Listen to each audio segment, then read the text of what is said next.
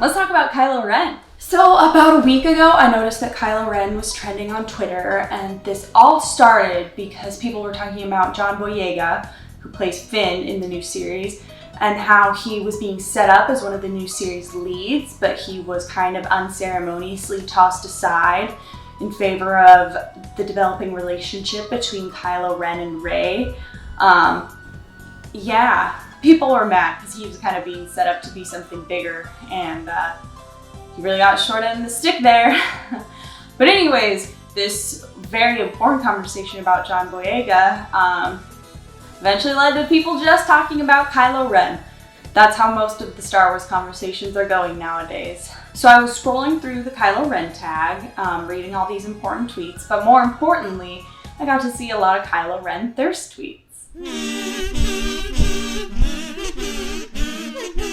It's nice to see that over a year after the final film's release, people are still thirsting after Daddy Kylo. And don't get me wrong, I've been one of them. I have my fair share of Kylo Ren thirst posting. I love a good video compilation or a good piece of Tumblr fan art. I see through the cracks in your mask. So yeah, this trend kind of got me going down a rabbit hole of all things Kylo Ren. I got really into that intense subset of the fandom again. And as I was going through all these thirst tweets and all these different posts, I found myself wondering, wait, why are we so attracted to this guy again? Before any of the stands attack, remember, I'm one of you. I'm very attracted to Kylo Ren.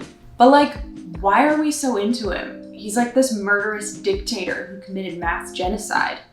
Like, he murdered his own father. He's literally like a horrible villain until the last 20 minutes of the last film. And if we take it all and we boil it down to just looks, maybe he's just really physically attractive. Is he though? Don't come for me. Like I said, I'm one of you. I'm totally attracted to Kylo Ren, but like, if we detach ourselves from the Star Wars narrative and just look at him objectively, I don't think he's that much more attractive than someone you would meet in high school. In fact, that's exactly who he reminded me of the first time I saw The Force Awakens. I swear he looks just like this guy from my high school history class. So with that being said, I wanted to sit down and make this video to really, once and for all, figure out why are we all so attracted to Kylo Ren? And why are so many people obsessed with him? As I was thinking about it, I thought maybe it's all of his power that makes him so attractive. I mean, after all, he does have like the coolest lightsaber of all the Star Wars characters. But then that got me thinking, isn't the entire Star Wars franchise filled with powerful men just like Kylo Ren? You don't see anyone making a fan compilation of Count Dooku. Kill him. I shouldn't. Young Obi-Wan, Luke Skywalker, and Mr. Anakin Skywalker are all just as physically attractive as Kylo Ren, yet they get nowhere near the fanfare that he does. So, back to the original question. What makes Kylo Ren so attractive? Now, don't worry, we are not going to explore this topic just based on my opinion. I have done some actual research. So bear with me as I look at my computer. I'm actually looking at notes and scholarly articles, okay? So I was doing some research and I found this really cool article called The Sexualization of Psychopaths by Johnston. I will link it below. But I actually want to read a little bit of it because I think it brings a great new perspective to this whole conversation, okay? So she says, more often than not, women find outgoing and bold men attractive. Oh, men more attractive. Qualities that are integral to the villain persona. Women often want males to have some sort of mix between engaging and aloof. Engaging and aloof. Does that sound familiar? I know everything I need to know about you. You do? You do. You have that look in your eyes from the forest. The article then goes on to quote Nikasia. I'm going to put the text on the screen. Nikasia Gordon, a media studies professor.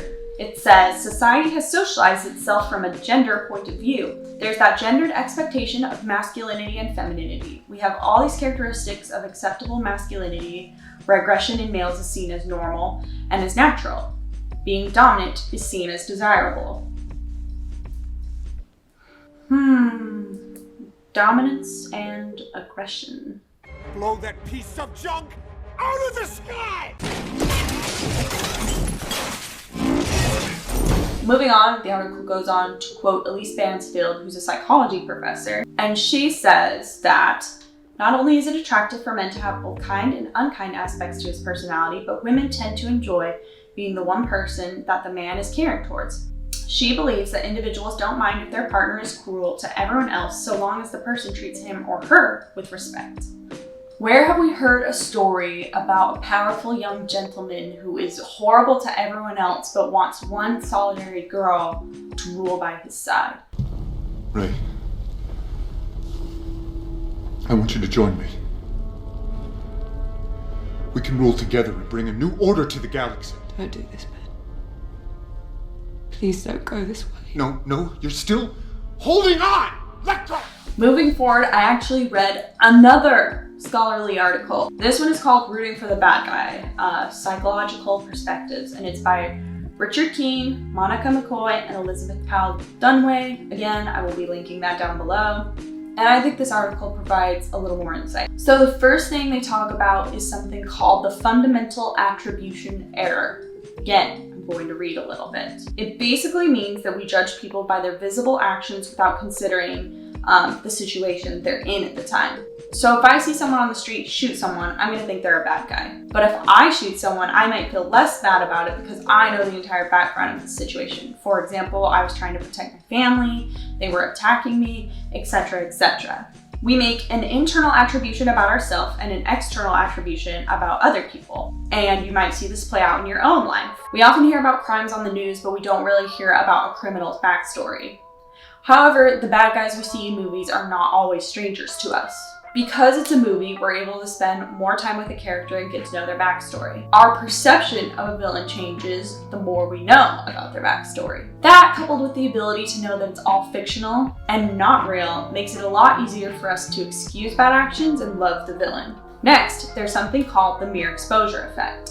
This basically says the more you are exposed to a certain thing or a certain person, the more you like it. And we have 3 full movies of Kylo Ren. Even if that thing shows no change from positive to negative, the mere exposure of it makes you more inclined to be drawn to it. And Kylo Ren's screen time is equal to that of the heroes. So it makes sense that we would maybe like him just as much as we like the heroes. And I think things change even more when we start out not being able to see his face, and then we're shown the face later. I think it makes us feel like we have more of a connection to him, like we're in on a secret. I know I said that I didn't think he was that physically attractive, but I can admit that that's maybe not true for everybody. And that brings us to our next point. There's a natural occurrence in our head that says pretty things equal good. It's not always true, but it's a pretty universal principle. You'll see like a lot of predators in nature camouflaging themselves as something not bad to capture the prey. It's a simple principle, but when we see a sad, handsome boy, our brains automatically go, good, even if he is killing people. I briefly want to mention schemas. That's something else mentioned in the article. It basically says if we're exposed to the same tropes over and over again, we know what to expect. For example, the good guys always win. And it's human nature to want to go a little bit against the grain. Since we're so used to seeing the same turnout, I don't think it's weird that we would want to root for the bad guy a little bit. And because of tropes, if we know a bad guy will probably get redeemed at the end, just like Kylo Ren, it makes it a little bit easier for us to root for them from the get-go. The last thing the article mentions is the art of aggression. So many people find aggressive characters sexy because it's primal behavior. Back when we were cavemen, we needed it to survive. We literally needed aggression to keep the human race going. And you know what else we needed? Sex. So we naturally associate aggression with primal urges. Therefore, as weird as it seems, we find aggression sexy. So let's gather all these points together because I think they give us a bigger picture of what makes Kylo Ren so attractive. First, like we said, people, and more specifically women, find outgoing and bold men more attractive. They like them to be both engaging and aloof. And you called me a monster. You are a monster.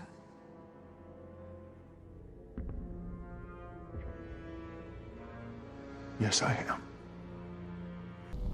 You have no place in this story. You come from nothing. You're nothing. But not to me. Check that off for Kylo Ren. Next, we talked about dominance and aggression, and these are primitive traits that we are attracted to.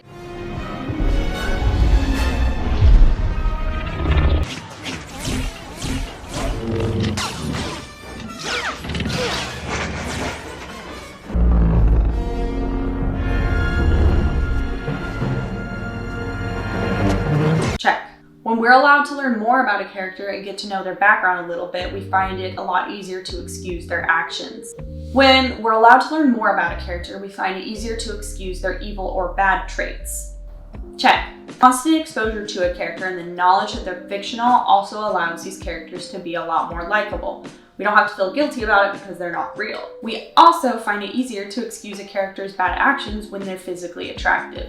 Check and check. And last, and probably most importantly, is the thing that I think makes Kylo Ren so attractive and makes him stand out from the other villains. And I think that's the forbidden love aspect. I'm gonna read the quote I read a little earlier one more time. Not only is it attractive for men to have both kind and unkind aspects to his personality, but women tend to enjoy being the one person that the man is caring towards.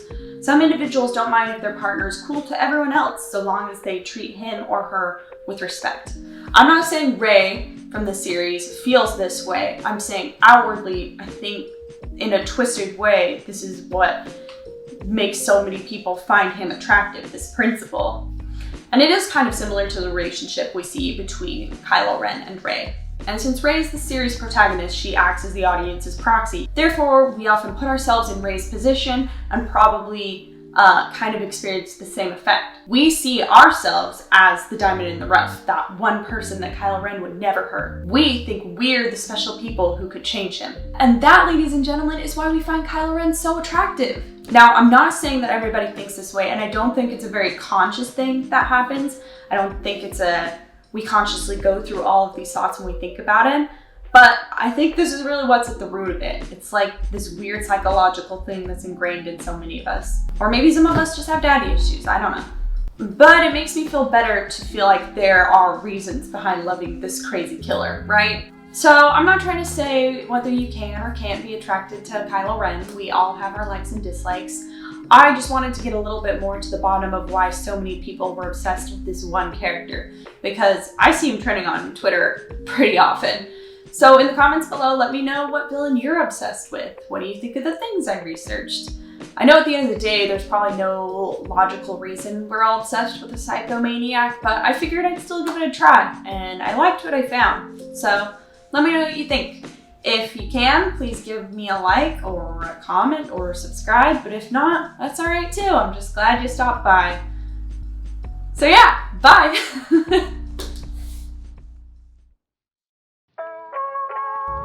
I want every gun we have to fire on that man. Do it. Blow that piece of junk out of the sky!